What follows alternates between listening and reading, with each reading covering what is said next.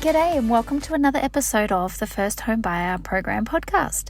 My name's Marianne Elliott and today I wanted to talk about credit files and why knowing your credit file and knowing what's in your credit file is super important. So at 360 Mortgage Solutions, Tara and I will not submit an application unless we have had a look at our client's credit file. And the reason is it's become far more important of late than it was a year, 2 years, even 5 years ago.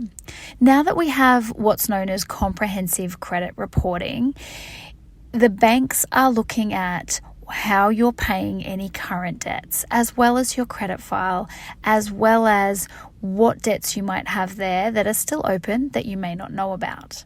So to start with, let's take a look at what is comprehensive credit reporting. So effectively, comprehensive credit reporting is where every bank, for any debt you may have, will report back to the credit bodies when you make repayments that might be late, that might be short, or when you stop paying. Now, this means that your credit score for late payments on any current debts, so let's say you miss your credit card payment 2 months in a row, your credit score is going to drop drastically. It also means that that stays on your record, on your credit file for 2 years. So for the next 2 years, anytime you're looking to get a loan of any type, there's going to be questions around, please explain why this was late, and please give us some comfort to know that it's not going to happen again in the future. This also means that if you're looking to get your first home and you have some late payments on your credit file, some lenders will second guess whether they have an appetite to lend you money. So it can really start to tarnish your opportunities and tarnish how many lenders you can choose to look at if you have these sorts of missed payments.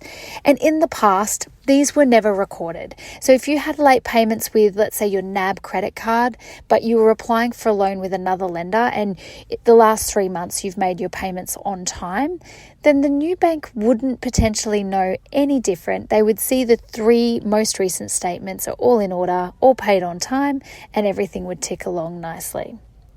The other thing that you need to be aware of and mindful of is your credit score. So I did mention this earlier, but a good credit score is over the 600s. Once we go under the 600s credit score, we need to start really massaging the application and making sure that we're sending it to the right bank who has the right appetite.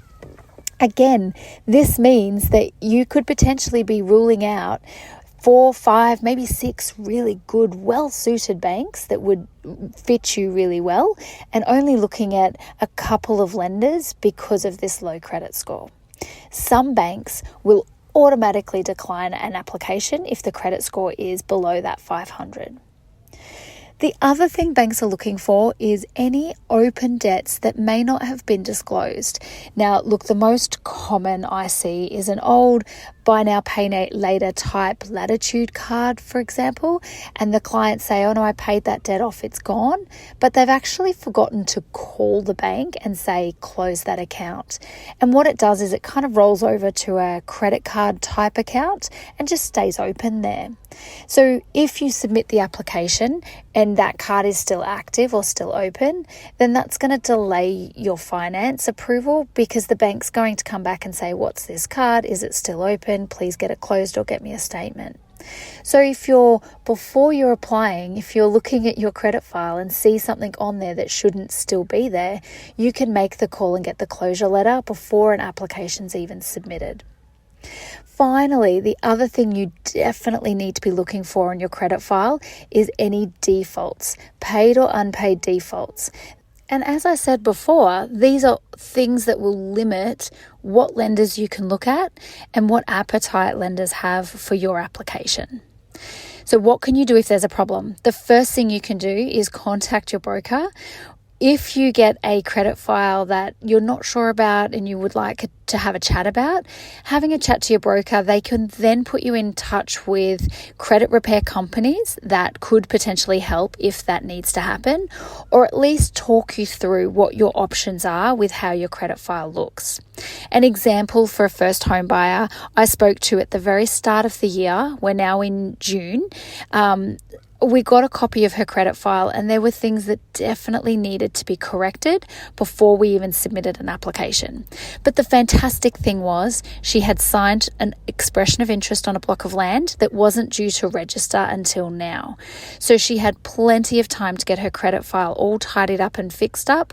So now we're submitting an application with a really strong credit file. There was heaps of time to get that fixed up.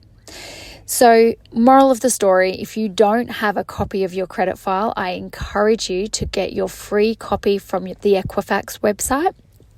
Check it out.